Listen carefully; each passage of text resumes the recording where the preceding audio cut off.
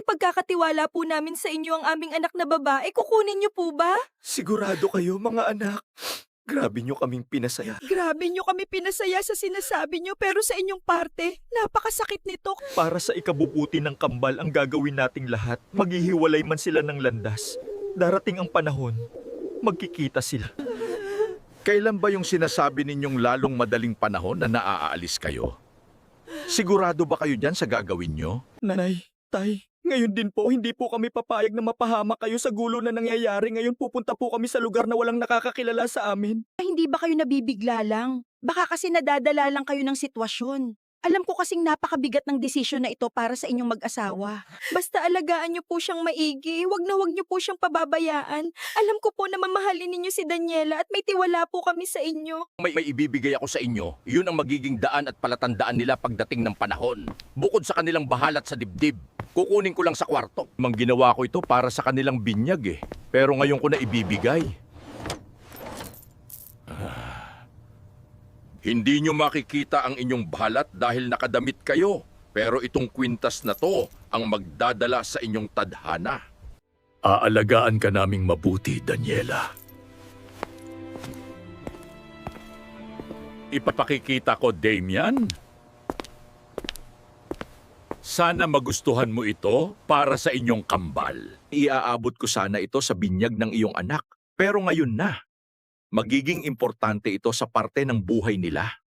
Natanggapin mo ang kwintas na ito.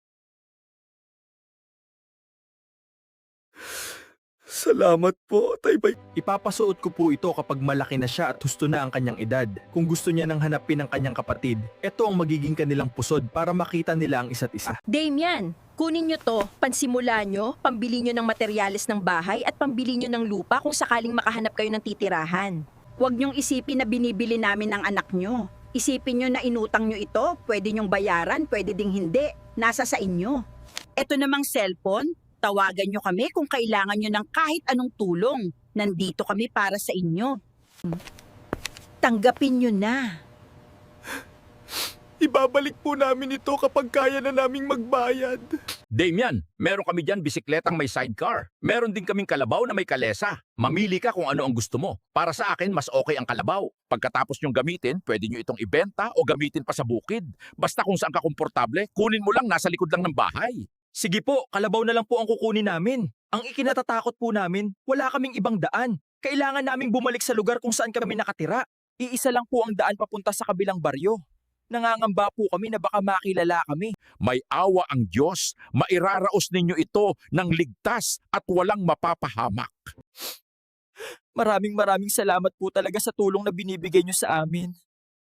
Maraming salamat po. Nakahanda na po ang gamit namin. Aalis na po kami. Naway gabayan po kayo ng may kapal sa kabutihang loob na meron kayo. Mag-ingat kayo ha, huwag niyong pababayaan ang sarili niyo at ang anak niyo. Huwag kayong mag-alala. Kay Daniela, mamahalin namin siya ng sobra. Epektibo yung lagayan na kahon na yan.